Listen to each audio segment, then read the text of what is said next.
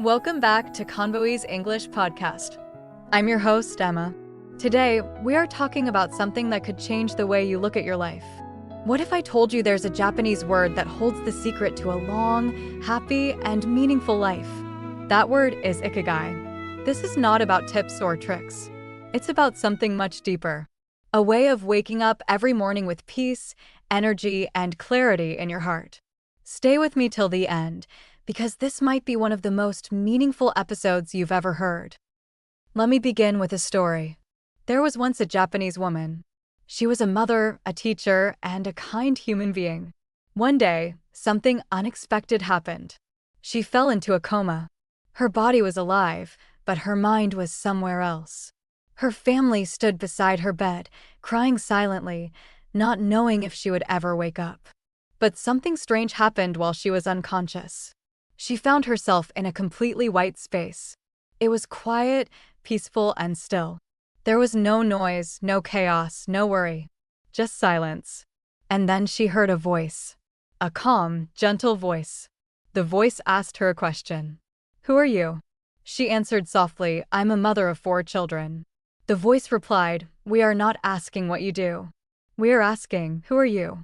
She thought for a moment and said, "I'm a school teacher." The voice repeated, "That is your profession. But who are you?" She said, "I'm Japanese. I'm Buddhist. I'm a woman." And every time, the voice simply said, "That is your culture. That is your religion. That is your gender. But still, who are you?" In that moment, she realized something powerful. She had spent her entire life playing different roles. Wife, mother, teacher, citizen. But she had never really asked herself that one deep question. Who am I without all of these labels?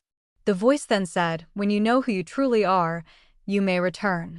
And just like that, she woke up. Her family was shocked. The doctors were surprised. But she knew something had changed inside her. From that day on, she lived her life differently. She stopped running after things that didn't matter. She began searching for something deeper. Not a job, not a title, not a routine, but a reason. A reason to be alive. A reason to wake up every morning. A reason to smile even on bad days. A reason to exist. That reason is what the Japanese call Ikigai. Ikigai is a beautiful word. It means the reason for being. Or, in simpler words, the reason you get up in the morning.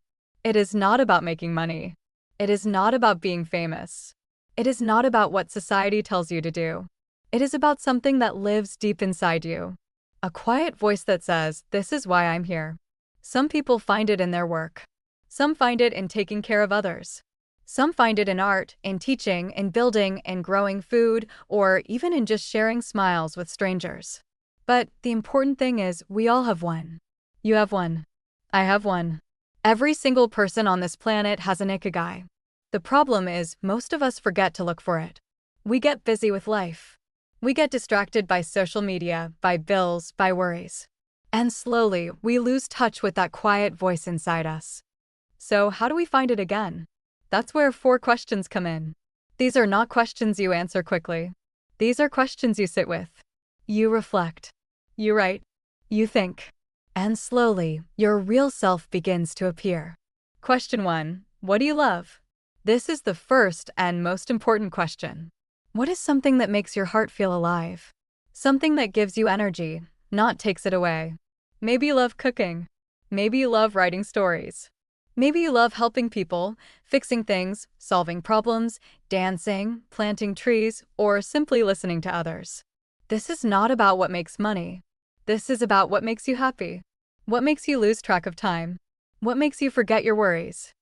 Question 2. What are you good at? We all have something we are naturally good at. Some people are good listeners. Some are good with their hands. Some are good with numbers. Some are great with children. Some are great at understanding how others feel. This doesn't have to be something the world sees as impressive. Even if it's something simple, like being a peaceful person in a chaotic world, that is a gift. Ask yourself, what do people often thank me for? What do I do well even when I don't try too hard? Question 3. What does the world need? This is not about saving the entire planet. It's about looking around and asking, how can I help someone today? Maybe your village needs fresh food. Maybe your friend needs someone to talk to. Maybe your neighborhood needs someone to care for the elderly. Maybe the world needs your voice, your kindness, your unique way of thinking. Ikigai is not selfish. It is about using what you love and what you're good at to make the world a little better, even in small ways. Question 4. What can you be paid for? Let's be honest.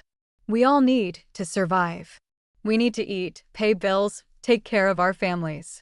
But Ikigai asks a beautiful question. What if your purpose could also support your life? Maybe you love teaching and you're good at it. Can you offer online classes? Maybe you love baking. Can you open a small bakery? Maybe you love writing. Can you write for others? This does not mean chasing millions of dollars. It means doing what you love in a way that also feeds you, supports your family, and gives you a stable life. When you find something that answers all 4 questions, what you love, what you are good at, what the world needs, and what you can be paid for, that is your Ikigai. And when you live with Ikigai, you don't just survive. You truly live. Now, let's go deeper. In the book about Ikigai, the authors traveled to Okinawa, Japan, a place known as one of the blue zones, where people live longer than anywhere else in the world. So the question is, why do so many people in Japan, especially in Okinawa, live to 90, 100, even 110 years old? Is it medicine? No. Is it money? No. Is it special doctors? No. It's their lifestyle. Their way of eating, moving, thinking, connecting, and living with purpose every single day. Let me share the 4 secrets of these joyful, long-living people. Secret 1. A healthy relationship with food, hara hachibu. In Okinawa, people follow a simple rule called hara hachibu. It means eat until you are 80% full. They don't overeat. They stop when they're slightly hungry. They eat slowly. They respect their food. They never waste. Their meals are full of vegetables, tofu, sweet potatoes, small amounts of fish, rice, green tea, and seaweed. They don't count calories. They don't follow strict diets. They simply eat mindfully, with gratitude. In most parts of the world, people eat until they feel heavy and tired. In Okinawa, they eat until they feel light and energized. This small habit is one of the biggest reasons they live so long. Secret 2. Keep moving, even when you're 90. In most modern cities, old people sit all day. They watch TV. They rest. But in Okinawa, they move every single day.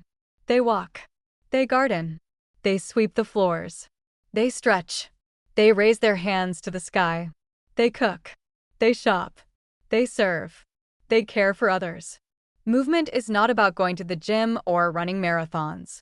It's about living in motion. It's about keeping your body active in simple, natural ways. Even the furniture in Okinawa helps with this. Most people sit on the floor. That means every time they sit down or stand up, they're stretching their legs and using their muscles. They don't go to a gym, but they live longer than people who do because they never stop moving. Secret 3. Strong community and connection moai. In Okinawa, people are part of something beautiful called a moai.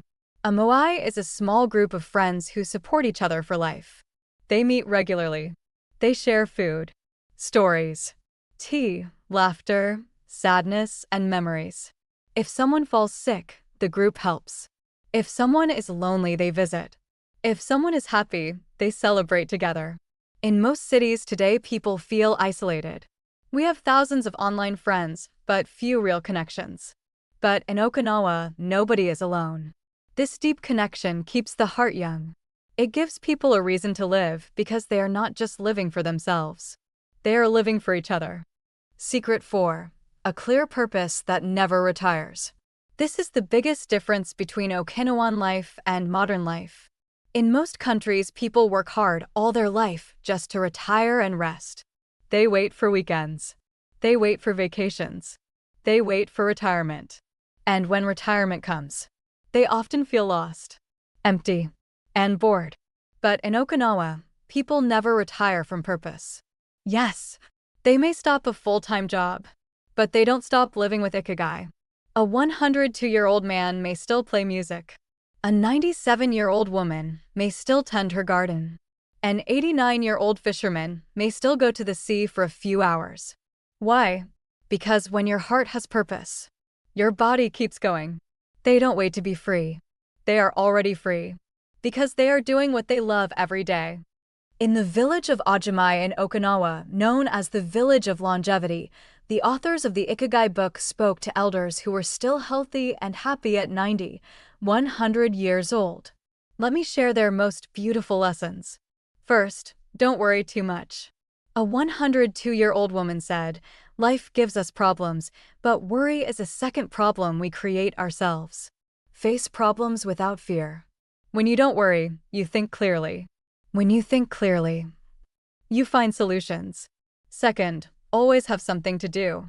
A 99-year-old fisherman said, "I may not fish like I did before, but I still go to the sea. I still feel the wind. I still fix my nets." Humans need meaningful movement. His purpose never left him. Third, talk to people. One woman said, "Talking is like breathing. If you don't do it, your soul becomes heavy. Even a few minutes with someone matters." Fourth, keep learning. A 91-year-old man was learning a new instrument. He said, "When you stop learning, your brain starts dying. I'm not afraid of death. I'm afraid of boredom. Age does not kill people. Emptiness does." Fifth, do something that makes you feel useful. One elder said, "As long as I can give something to the world, I am alive." Helping a friend, cooking a meal, tending a plant. That is enough. These are real voices, real lives. People who found Ikigai not in books, but in how they live every day. When people in Okinawa were asked, "What's your secret to a long and happy life?" they didn't say be rich or work hard. They said stay curious, stay kind, stay connected, and wake up every day with something to do. That is Ikigai. Find yours. Live it gently, fully, beautifully. If this episode touched your heart, please leave a comment. Share it with someone you love. And subscribe to ConvoEase English podcast. Take care of your mind, your heart, and your purpose. I'll see you in the next episode. Bye.